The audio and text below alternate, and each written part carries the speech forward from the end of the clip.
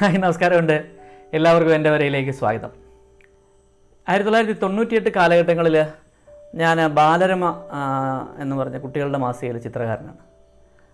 ഈ സമയത്താണ് തിരുവനന്തപുരത്ത് ടൂൺസ് എന്നുള്ള പേരിലുള്ള ഒരു ആനിമേഷൻ സ്റ്റുഡിയോ സ്ഥാപിതമാകുന്നത്. കേരളത്തിലത് വലിയ വാർത്തയായിരുന്നു. ഈ ബാലരമയിൽ അന്നേരം ഉണ്ടായിരുന്ന 2 ചിത്രകാരന്മാരായിരുന്നു, പ്രശസ്തരായ 2 ചിത്രകാരന്മാരായിരുന്നു ബാബുരാജും പ്രസാദും. ഇവർ 2 പേരും ടൂൺസിലേക്ക് പോയി. അവർ മാത്രമല്ല കേട്ടോ, ഇന്ത്യയുടെ വിവിധ സംസ്ഥാനങ്ങളിൽ നിന്നും ധാരാളം ചിത്രകാരന്മാരുടെ ഒരു ഒഴുക്ക് ഈ ടൂൺസിലേക്ക് ഉണ്ടായി. ആ സമയത്ത് ഈ ടൂൺസ് ആരംഭിച്ച ആ കാലഘട്ടങ്ങളിൽ തന്നെ അവിടെ എത്തിച്ചേരുകയും പിന്നീട് തൻ്റെ മേഖല വേറെ രീതിയിലേക്ക് മാറ്റപ്പെടുകയും ടൂൺസിലെ തന്നെ ഒരു ആനിമേഷൻ സിനിമകളുടെ സംവിധായകനായി മാറുകയും അതുപോലെ തന്നെ അതിൻ്റെ സ്ക്രിപ്റ്റിൻ്റെ ഒരു ചുമതല വരികയും സിനിമകൾ സംവിധാനം ചെയ്യുകയൊക്കെ ചെയ്യുന്ന രീതിയിലേക്ക് വളർന്ന ഒരു കലാകാരനാണ് മഹേഷ് വെട്ടിയാർ. അദ്ദേഹം വളരെ പ്രശസ്തനായ കാർട്ടൂണിസ്റ്റാണ്, എൻ്റെ അടുത്ത സുഹൃത്താണ്. അദ്ദേഹമാണ് ഇന്ന് എൻ്റെ വരയിലെ അതിഥി. അത് ഭയങ്കര സന്തോഷമുള്ള കാര്യമാണ്. അദ്ദേഹത്തെ നമുക്ക് എൻ്റെ വരയിലേക്ക് സ്വാഗതം ചെയ്യാം. പ്രിയ മഹേഷ്, എൻ്റെ വരയിലേക്ക് അങ്ങേക്ക് ഹൃദ്യമായ സ്വാഗതം. ഞാൻ ഇപ്പം തന്നെ ആദ്യം പറഞ്ഞത് ടൂൺസിനെ കുറിച്ചാണ്. അപ്പം ടൂൺസിനെ കുറിച്ച് ഏറ്റവും ആധികാരികമായി പറയാൻ പറ്റിയ ഒരാളാണ് അങ്ങ് ടൂൺസിലേക്ക് എത്തിച്ചേർന്നപ്പോൾ അങ്ങയുടെ അനുഭവം എന്തായിരുന്നു? നമസ്കാരം അനിലെ, വളരെ സന്തോഷം. അനിലിൻ്റെ ആദ്യ ക്വസ്റ്റ്യൻ തന്നെ ഈ ഇൻ്റർവ്യൂവിൻ്റെ പൂർണ്ണമായ സമയമെടുക്കുന്ന ഒന്നായി പോയല്ലോ അനിലെ. സാരമില്ലെങ്കിൽ ചുരുക്കി ഞാൻ പറയാം. അമൃതയിലെ ഒരു ഗ്രാഫിക് കോഴ്സ് കഴിഞ്ഞ് ഇന്ത്യൻ ആനിമേഷനെ ഇളക്കി മറിച്ച് കളയാം, അല്ലെങ്കിൽ തിരിച്ചു വെച്ച് കളയാമെന്നൊക്കെ ഉള്ള ഒരു ഒരു ഒരു ഒരു ഒരു ഒരു തീരുമാനത്തിലോ അല്ലെങ്കിൽ ഒരു ചിന്തയിലോ ആണ് ടൂൺസിലേക്ക് ചെല്ലുന്നത്. അപ്പോൾ സത്യത്തിൽ നമ്മളവിടെ കാണുന്ന ടാലൻസ് എന്ന് പറയുന്നത് വളരെ വളരെ ഭയങ്കരമായ ക്രിയേറ്റീവ് സെൻസുള്ള, ഡ്രോയിങ് സ്കില്ലുള്ള, ആനിമേഷൻ എസ്തെറ്റിക്സ് ഉള്ള, ആക്ടിങ് സ്കിൽസുള്ള ആൾക്കാരാണ് അവിടെ. അന്ന് 1500 പേരോളം അവിടെ വർക്ക് ചെയ്യുന്നുണ്ട്. അപ്പോൾ അത്തരം ആൾക്കാരുടെ ഇടയിലേക്ക് നമ്മൾ പെട്ടെന്ന് ചെന്ന് നമ്മൾ പകച്ചു പോകുന്നു. എന്തോരം ടാലൻ്റാണ് അത്! അതായത് ലോക്കലും ഇൻ്റർനാഷണലുമായിട്ടുള്ള ഒത്തിരി ആൾക്കാർ, ഇന്ത്യയിൽ നിന്നുള്ള വിവിധ സംസ്ഥാനങ്ങളിൽ നിന്നുള്ള ഒത്തിരി ആൾക്കാർ അവിടെ വർക്ക് ചെയ്യുകയാണ്. അപ്പോൾ അതിൽ തന്നെ നമ്മുടെ മലയാളികളായിട്ടുള്ള അതിഭയങ്കരമായ ഡ്രോയിങ് സ്കിൽസുള്ള, സ്റ്റോറി ബോർഡ് സെൻസുള്ള ആൾക്കാരുണ്ട്. അപ്പം പേര് തന്നെ എടുത്തു പറയാം. ഇപ്പോൾ അഭിലാഷിനെ പോലുള്ള, അല്ലെങ്കിൽ നമ്മുടെ അജേഷ് കെ എ പോലുള്ള, രതീഷ് കെ എ പോലുള്ള, ജിയിൽ ബാബുരാജിനെ പോലുള്ള, മുരളി കറ്റാനത്തിനെ പോലുള്ള വലിയ വലിയ വലിയ കലാകാരന്മാരുടെ ഇടയിൽ നമ്മൾ ചെന്നുവിട്ടു. അപ്പം നമുക്ക് മനസ്സിലായി ആനിമേഷനിൽ ഇവരുടെ സ്കിൽ സെറ്റ് നമ്മൾ കണ്ടു കഴിഞ്ഞപ്പോൾ നമുക്ക് മനസ്സിലായി ആനിമേഷനെ ഇളക്കി മറിക്കാൻ പോയിട്ട് അതിനിട്ടൊന്ന് പുഷ് ചെയ്യാൻ പോലും അല്ലെങ്കിൽ തള്ളാൻ പോലുമുള്ള ശേഷി നമുക്കില്ല എന്ന് നമുക്ക് മനസ്സിലാകുകയും നമ്മൾ പിന്നെ ഇത് എന്താണ്, നമുക്ക് ഇവരിൽ നിന്നൊക്കെ വ്യത്യസ്തമായിട്ട് എന്ത് ചെയ്യാൻ പറ്റും, അല്ലെങ്കിൽ ഇവരുടെ സ്കില്ലുമായിട്ട് നമുക്ക് എങ്ങനെ സർവൈവ് ചെയ്യാം എന്ന് ആലോചിക്കുക. അപ്പം നമ്മൾ നമ്മുടെ റൈറ്റിംഗ് സ്കിൽസിനെയും നമ്മുടെ സ്റ്റോറി ടെല്ലിംഗ് കപ്പാസിറ്റിയൊക്കെ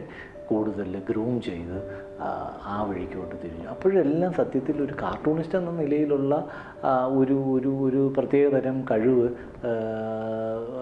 നമ്മൾക്ക് സഹായിച്ചിട്ടുണ്ട്. കാരണം ഇതിൻ്റെ ഹ്യൂമർ എഴുതാനായാലും സീൻ കോമ്പോസിഷനായാലും മൊത്തത്തിലുള്ള ഇതിൻ്റെ എസ്തെറ്റിക്സ് നമുക്ക് വേഗത്തിൽ മനസ്സിലാക്കാനും ഒരു കാർട്ടൂണിസ്റ്റ് എന്ന നിലയിൽ വളരെ ഈസിയാണെന്ന് ഞാൻ പറയുന്നില്ല, പക്ഷെ വളരെ സഹായകരമായി എന്ന് തന്നെയാണ് എനിക്ക് തോന്നുന്നത്.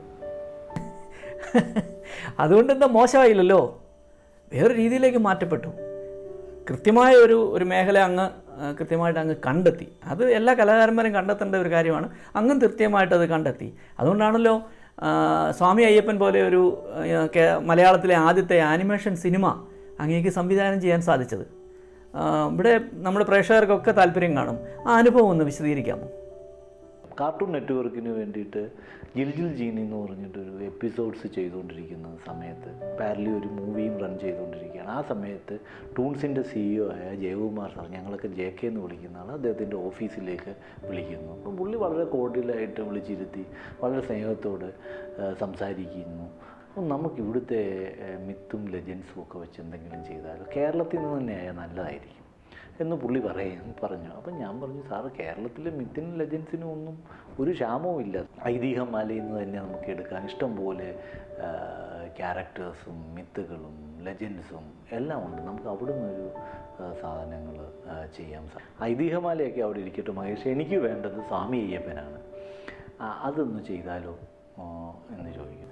അപ്പം ഞാൻ പറഞ്ഞു തീർച്ചയായിട്ടും സാർ നമുക്ക് സ്വാമി അയ്യപ്പൻ ചെയ്യാം. സാർ ഇതിന് നമുക്ക് സമയമുണ്ടോ, ഇതിൻ്റെ ടൈം ഫ്രെയിം എന്താണ്? അപ്പോൾ പുള്ളി പറഞ്ഞു പിന്നെ സമയമുണ്ട് മഹേഷ്, നാളെ തന്നെ, വളരെ സീരിയസ് ആയിട്ടാണ് പുള്ളി പറയുന്നത്, നാളെ തന്നെ ഇതിൻ്റെ സ്ക്രിപ്റ്റ് എഴുതി തുടങ്ങിയിരിക്കും, നമുക്കിത് മലയാളത്തിൽ ചെയ്യണം, ഫുൾ ലെങ്ത് ആനിമേഷൻ ഫീച്ചർ ഫിലിമായിട്ട് നമുക്ക് മലയാളത്തിൽ ചെയ്യണം, കാരണം മലയാളത്തിൽ ഇതുവരെ ഒരു ആനിമേഷൻ സിനിമ ഉണ്ടായിട്ടില്ല എന്ന് പറയുന്നു. അപ്പം അവിടെ നിന്നാണ് ഇത് സ്റ്റാർട്ട് ചെയ്യുന്നത്. പിന്നെ ഇതിലേക്ക് കെ ജയകുമാർ സാറിനെ പോലുള്ള പ്രഗത്ഭർ ഇതിൻ്റെ ലിറിക്സ് എഴുതാൻ വരുന്നു. വിശ്വജിത്ത് എന്ന് പറഞ്ഞൊരു മ്യൂസിക് ഡയറക്ടർ അതിലേക്ക് അസോസിയേറ്റ് ചെയ്യപ്പെടുന്നു. പിന്നെ ആനിമാജിക് എന്ന് പറയുന്ന ഒരു സ്റ്റുഡിയോ ബോംബെയിലുണ്ട്, അവിടെ നിന്ന് ചേതൻ ശർമ്മയും ഗായത്രി റാവും ഇത്തരം ആൾക്കാർ അതിലേക്ക് വരുന്നു. അങ്ങനെ ഈ പ്രോജക്റ്റ് പതിയെ ഷേപ്പപ്പ് ചെയ്യാൻ തുടങ്ങുകയും ഇതെല്ലാം പൂർത്തീകരിച്ച് കഴിഞ്ഞപ്പോഴാണ് നമുക്ക് തിയേറ്റർ റിലീസാണ് JK ആഗ്രഹിച്ചത്. നമ്മളെല്ലാം അങ്ങനെ തന്നെയാണ് ആഗ്രഹിച്ചത്, അതിനു വേണ്ടിയിട്ടാണ് വർക്കും ചെയ്തത്. പക്ഷേ അൺഫോർച്ചുനേറ്റ്ലി ആ സമയത്ത് നമ്മളിപ്പോൾ കുറേ ട്രൈ ചെയ്തെങ്കിലും നമുക്ക് തിയേറ്റേഴ്സ് ഒന്നും കിട്ടിയില്ല. ആനിമേഷൻ എന്ന് പറഞ്ഞാൽ ഒരു കുട്ടിക്കളിയായിട്ടാണ് പൊതുവെ ആൾക്കാർ കാണുന്നത്, അതുകൊണ്ട് അതിന് തിയേറ്റേഴ്സ് ഒന്നും കിട്ടിയില്ല. ഇപ്പം നമ്മൾ OTT പ്ലാറ്റ്ഫോമിനെ കുറിച്ചൊക്കെ നമ്മളിപ്പോഴാണ് ചർച്ച ചെയ്യുന്നത്. അപ്പോൾ JK ഇതൊക്കെ മുൻകൂട്ടി കണ്ട് ആ സമയത്ത് ഇത് ആമസോൺ പ്രൈമിന് വിൽക്കുകയും ആമസോൺ പ്രൈമിൽ ഇത് റിലീസ് ചെയ്യുകയും ചെയ്തു. അങ്ങനെ OTT റിലീസ് തന്നെയാണ് അതിന് ഉണ്ടായത്. അങ്ങനെ മൊത്തത്തിൽ ഇതൊരു ഹാപ്പി പ്രോജക്റ്റായിട്ടാണ് പോയത്. പിന്നെ എടുത്തു പറയേണ്ട സംഭവം ഈ ആനിമേഷനുള്ള ഫാൽക്കെ അവാർഡ് ഈ സിനിമയ്ക്ക് ലഭിക്കുകയും ചെയ്തു എന്നുള്ളതാണ്. മഹേഷേ, ഈ പരസ്യരംഗം ഭയങ്കരമായ മത്സരങ്ങളുടെ കിടമത്സരങ്ങളുടെ ഒരു സ്ഥലമാണ്. അപ്പം അവിടെ പിടിച്ചു നിൽക്കുക എന്ന് പറയുന്നത് തന്നെ അത്ര ഈസിയായ ഒരു കാര്യമല്ല. എങ്ങനെയാണ് ഈ മേഖലയെ നോക്കിക്കാണുന്നത്? ഫണ്ടമെൻ്റലി ആനിമേഷനായാലും ലൈവ് ആക്ഷൻ ആയാലും പരസ്യരംഗമായാലും ഫണ്ടമെൻ്റലി ഒരു സ്റ്റോറി ടെല്ലിംഗ് ഇവിടെ എല്ലാം നടക്കുന്നത്. അപ്പം സ്റ്റോറിയാണ് ഇമ്പോർട്ടൻ്റ്. അപ്പോൾ ചോദിക്കുക ഇതൊന്നും ഇല്ലാത്ത പരസ്യങ്ങളില്ല, ഇതൊന്നും ഇല്ലാത്ത സിനിമയില്ല എന്ന്. ഉണ്ട്, പക്ഷേ ഉണ്ടെങ്കിൽ പോലും ഒരു ഇൻസിഡൻറ്റിനെ ബേസ് ചെയ്തുണ്ടെങ്കിൽ പോലും അതൊരു സ്റ്റോറി ഫോർമാറ്റിലാണ് പറയുന്നത്. അപ്പം നമ്മുടെ ജീവിതത്തിൻ്റെ എല്ലാ കമ്മ്യൂണിക്കേഷനും സ്റ്റോറി ലൈനിൽ കൂടെയാണ് നമ്മൾ കൂടുതലും കമ്മ്യൂണിക്കേറ്റ് ചെയ്യുന്നത്. ഇപ്പം ഉദാഹരണത്തിന് നമ്മൾ പറഞ്ഞാൽ ഒരു സ്കൂളിൽ നമ്മൾ ലേറ്റായിട്ട് ചെല്ലുമ്പോൾ ടീച്ചർ ചോദിക്കുന്നു നീ എന്താടാ ഇന്ന് ലേറ്റ് ആയത്, അല്ലെങ്കിൽ നീ എന്തുകൊണ്ടാണ് ഹോംവർക്ക് എഴുതാത്തതെന്ന് പറഞ്ഞാൽ നമ്മൾ അവിടെ ഒരു സ്റ്റോറി പറയുകയാണ്. സ്റ്റോറിയാണ് നമ്മൾ പിന്നെ പറയുന്ന സ്റ്റോറിയാണ്. പിന്നെ ഇതിൻ്റെ കമ്മ്യൂണിക്കേഷൻ ടൂളാണ് ഡിഫറൻ്റായി വരുന്നത്. അത് കാലഘട്ടത്തിനനുസരിച്ചിട്ട് നമ്മുടെ ഈ ടൂളുകൾ ഡിഫറൻ്റ് ആകുകയും കമ്മ്യൂണിക്കേഷൻ രീതികൾ ഡിഫറൻ്റ് ആകുകയാണ് ചെയ്യുന്നത്. അതാണ് അത് നമ്മളിങ്ങനെ മനസ്സിലാക്കുകയും അതിനനുസരിച്ചിട്ട് പ്രവർത്തിക്കുകയും ഇന്നത്തെ ഒരു കഥ പറച്ചിൽ കൊണ്ടോ ഇന്നത്തെ ഒരു ടെക്നോളജി കൊണ്ടോ ആനിമേഷനിലും പരസ്യരംഗത്ത് നമുക്ക് സർവൈവ് ചെയ്യാൻ പറ്റത്തില്ല. പിന്നെ കമ്മ്യൂണിക്കേഷനിൽ വരുന്ന മാറ്റം അത് നമ്മൾ വളരെ ഏർലി ആയിട്ട് ക്യാച്ച് ചെയ്താൽ മാത്രമേ നമുക്ക് സർവൈവൽ ഉള്ളൂ. നാളെ ആൾക്കാർ എന്താണ് അക്സെപ്റ്റ് ചെയ്യാൻ പോകുന്നതെന്ന് ഏർലി ആയിട്ട് നമുക്ക് ഫോർകാസ്റ്റ് ചെയ്യാൻ പറ്റിയാൽ മാത്രമേ, അല്ലെങ്കിൽ ഏർലി ആയിട്ട് പിക്ക് ചെയ്യാൻ പറ്റാൽ മാത്രമേ നമുക്ക് ഇതിൽ സർവൈവൽ ഉണ്ടാവൂ എന്നാണ് അതിൻ്റെ സത്യം. ഈ സിനിമയിലും പരസ്യചിത്രങ്ങളിലും ധാരാളം സ്റ്റോറി ബോർഡ് ആർട്ടിസ്റ്റുകളുണ്ട്, സ്റ്റോറി ബോർഡ് ഉപയോഗിക്കുന്നുണ്ട്. സത്യത്തിൽ അതിൻ്റെ ആവശ്യമുണ്ടോ, അതുകൊണ്ട് പ്രയോജനമുണ്ടോ? സ്റ്റോറി ബോർഡിൻ്റെ ആവശ്യമുണ്ടോ എന്ന് ചോദിച്ചാൽ വളരെ എളിമയോട് പറയാനുള്ളത് സ്റ്റോറി ബോർഡ് നല്ലതാണ് എന്നുള്ളതാണ് എനിക്ക് പറയാനുള്ളത്. സിനിമ ആയിക്കോട്ടെ, ആഡ് ഫിലിംസ് ആയിക്കോട്ടെ, ആനിമേഷൻ ആയിക്കോട്ടെ, ഇത്തരം സ്ഥലങ്ങളിലേക്ക് പോകുന്നതെങ്കിൽ ഒരു സ്റ്റോറി ബോർഡ് ഉള്ളത് നല്ലത് തന്നെയാണ്. കാരണം അത് പ്രൊഡ്യൂസറിൻ്റെ പൈസയും ഒക്കെ സമയത്തെയും ഒക്കെ സേവ് ചെയ്യാൻ വളരെ ഉപകാരപ്പെടും. പിന്നെ സ്ക്രിപ്റ്റ് എന്ന് പറയുന്നത് എപ്പോഴും ഒരു വെർബൽ ഫോർമാറ്റിലുള്ള ഒരു കമ്മ്യൂണിക്കേഷൻ, ഒരു പ്ലാനാണ്. അതേസമയം സ്റ്റോറി ബോർഡ് എന്ന് പറഞ്ഞാൽ അതിൻ്റെ നെക്സ്റ്റ് ലെവലിലുള്ള കുറച്ചുകൂടി എലിവേറ്റഡ് ആയിട്ടുള്ള ഒരു കമ്മ്യൂണിക്കേഷൻ ടൂളാണ്. അപ്പോൾ അതാണ് സിനിമയോടും അല്ലെങ്കിൽ പരസ്യത്തിനോടൊക്കെ ഏറ്റവും അടുത്ത് നിൽക്കുന്നത്. അപ്പം അങ്ങനെ ഒരു ടൂൾ നമ്മുടെ കയ്യിലുണ്ടെങ്കിൽ അത് വിഷ്വൽ ടൂളാണ്. മറ്റേ വെർബൽ ആണെങ്കിൽ ഇത് വിഷ്വൽ ടൂളാണ്. അപ്പോൾ ആ വിഷ്വൽ ടൂളിൽ കൂടെ നമുക്ക് പെട്ടെന്ന് നമ്മുടെ ആർട്ടിസ്റ്റുകളുടെ അടുത്ത് ഇത് കമ്മ്യൂണിക്കേറ്റ് ചെയ്യാൻ പറ്റും. ഇതാണ് നമ്മൾ പറയാൻ പോകുന്നത്. അപ്പോൾ അവർക്കും പെട്ടെന്ന് സംഭവം കിട്ടും. നമ്മുടെ ടെക്നിക്കൽ ക്രൂവിനും ഇത് പെട്ടെന്ന് കമ്മ്യൂണിക്കേറ്റ് ചെയ്യാൻ സഹായിക്കും. പിന്നെ കോസ്റ്റ് ഭയങ്കരമായിട്ട് കോസ്റ്റ് ഇൻവോൾവ്മെൻ്റ് ഉള്ള പ്രോജക്റ്റുകൾ സ്റ്റോറി ബോർഡ് വെച്ച് പോയി കഴിഞ്ഞാൽ നമുക്ക് വളരെയധികം സേവ് ചെയ്യാനും പറ്റും. ഈ താങ്കളെപ്പോലെ ഒരാളിൽ നിന്നും നമ്മളുടെ പ്രേക്ഷകർ അല്ലെങ്കിൽ ഇത് കാണുന്ന ആളുകൾ പ്രതീക്ഷിക്കുന്ന ഒരു ചോദ്യമാണ് അടുത്തത്. പ്രിയ മഹേഷേ, ഈ ആനിമേഷൻ രംഗത്തെ തൊഴിൽ സാധ്യതയെക്കുറിച്ച് ഒന്ന് പറയാമോ?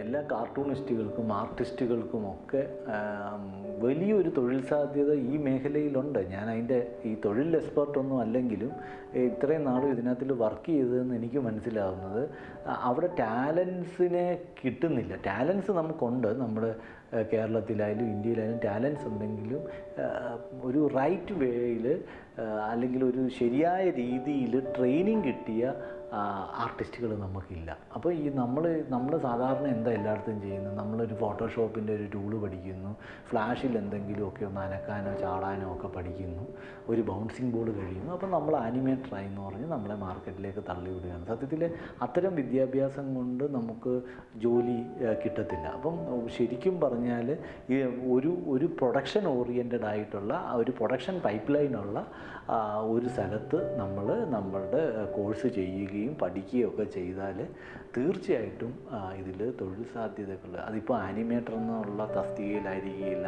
അപ്പോൾ ഒരു ആർട്ടിസ്റ്റ് ആണെങ്കിൽ ഇത്തരം നല്ല സ്ഥലങ്ങളിൽ നിന്ന് കോഴ്സ് കംപ്ലീറ്റ് ചെയ്താൽ നമുക്ക് ജോലി സാധ്യതയുണ്ട്.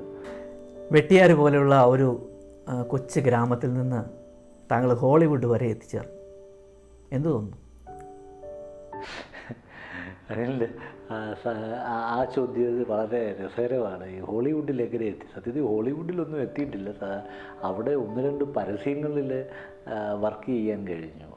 ഈ നമുക്ക് എന്തെങ്കിലും ഒരു പ്രത്യേക ടാലൻ്റ് ഉണ്ട്, അല്ലെങ്കിൽ നമുക്ക് അത് പ്രദർശിപ്പിക്കാൻ ഇതൊന്നും സത്യത്തിൽ ഒരു വൺ മാൻ ഷോ സാധനങ്ങളല്ല. ഇതിനെല്ലാം ടീം വർക്ക് ആവശ്യമുള്ളൊരു സാധനം. ആനിമേഷനായാലും പരസ്യരംഗമായാലും സിനിമയായാലും ഇതൊരു ഒരാളുടെ മാത്രം ഒരു ഭയങ്കരമായ വ്യക്തിപ്രഭാവം കൊണ്ടോ മാജിക് കൊണ്ടോ ഒന്നും സംഭവിക്കുന്നില്ല. ഒത്തിരി പേര് ഒരേ മനസ്സോട് വർക്ക് ചെയ്യുമ്പോൾ മാത്രം സംഭവിക്കുന്ന ഒരു കാര്യമാണ്. അപ്പം ഈ ബോംബെയിലെ കുറേ ഒരേ പരസ്യ രംഗങ്ങളിൽ അല്ലെങ്കിൽ വലിയ ലെജൻഡായിട്ടുള്ള ആൾക്കാരെ വെച്ച് പരസ്യം ചെയ്യാൻ കഴിഞ്ഞത് അതെന്ന് പറയുന്നത് അത് നമ്മളുടെ സുഹൃത്തുക്കളുടെ ഒരു സഹായം. ഇപ്പം പേരെടുത്ത് പറയാം, സതീഷ് പെന്നെ, അദ്ദേഹത്തിൻ്റെ വൈഫായ ശൈലജ ദേശായി, ഇത്തരം അവർ ഒരു ഇൻഡിപെൻഡൻ്റായിട്ട് അവരൊരു ഫാം തുടങ്ങിയപ്പോൾ അവർക്ക് കുറേ വർക്കുകൾ വന്നു. അപ്പോൾ ആ വർക്കുകൾ നമ്മളുടെ അടുത്ത് ചോദിക്കുന്നു, ഇത്തരം ഒരു സാധനമുണ്ട്, നിനക്ക് പിച്ചിങ് വല്ലതും ഉണ്ടോ? അപ്പം നമ്മൾ പിച്ച് ചെയ്യുന്നു, അത് അവർക്ക് ഇഷ്ടപ്പെടുന്നു, അവർ നമ്മളെ അവിടേക്ക് ചാനലൈസ് ചെയ്യുന്നു. അപ്പം നമുക്ക് ഒറ്റയ്ക്കൊന്നും കയറിപ്പോകാവുന്ന ദൂരമോ സ്ഥലമോ ഒന്നുമല്ല ഇത്. നമ്മൾ ഹാർഡ് വർക്ക് ചെയ്ത് പിന്നെ നമ്മുടെ കയ്യിൽ ഒരു ടാലൻ്റ് ഉണ്ടെന്ന് കണ്ടു കഴിഞ്ഞാൽ ഇവനെ നമുക്ക് ഇങ്ങനെ ഉപയോഗിക്കാം, ഇവനിൽ നിന്ന് ഇത് നമുക്ക് എടുക്കാം എന്ന് വേറൊരാൾക്ക് ബോധ്യമാവുകയും ആ ആൾ നമുക്ക് അവസരങ്ങൾ തരികയും ചെയ്യുമ്പോഴാണ് നമ്മളവിടെ എത്തുന്നത്. നമ്മളോട് ചോദിക്കുന്നു, ഇങ്ങനൊരു പ്രോഡക്റ്റ് ഉണ്ട്, നിനക്ക് പിച്ച് വല്ലതും ഉണ്ട്? അപ്പം നമ്മൾ ആ പിച്ച് പ്രിപ്പയർ ചെയ്ത് പ്രോപ്പറായിട്ട് കമ്മ്യൂണിക്കേറ്റ് ചെയ്യുന്നിടത്തു നിന്ന് അത് വർക്കൗട്ടാകുന്നു. അതിന് നമ്മുടെ സുഹൃത്തുക്കളും നമ്മളോട് താല്പര്യമുള്ള അല്ലെങ്കിൽ നമ്മുടെ ടാലൻറ്റ് തിരിച്ചറിയാവുന്ന ആൾക്കാർ അത് ആ അവസരം തരികയും ചെയ്യുന്നതാണ്. അങ്ങനെയാണ് അവിടെയൊക്കെ എത്തിയിട്ടുള്ളത്. അതിനകത്ത് വേറെ ഷോർട്ട് കട്ടോ മാജിക്കോ ഒന്നുമില്ല. അതാണ് പറയാനുള്ളത്. പ്രിയ മഹേഷ്, അങ്ങ് ഈ പരിപാടിയിൽ വന്നതിലും സഹകരിച്ചതിലും പ്രത്യേകം നന്ദി പറയുന്നു. എൻ്റെ വര കാണാറുണ്ടോ? എന്താണ് അഭിപ്രായം?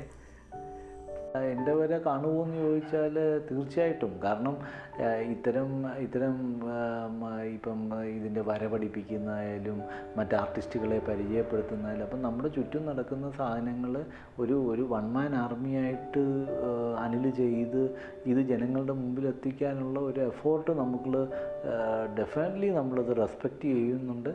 അനിൽ ഇതൊക്കെ ഇൻഡിപെൻഡൻ്റായിട്ട് ഒറ്റയ്ക്ക് ഇതിൻ്റെ ലൈറ്റിങ് മുതൽ എഡിറ്റിംഗ് മുതൽ എയറിങ് വരെ ഒറ്റയ്ക്ക് ചെയ്യുന്നു എന്നുള്ളത് അതൊരു വലിയ കാര്യമായിട്ടാണ് എനിക്ക് തോന്നുന്നത്.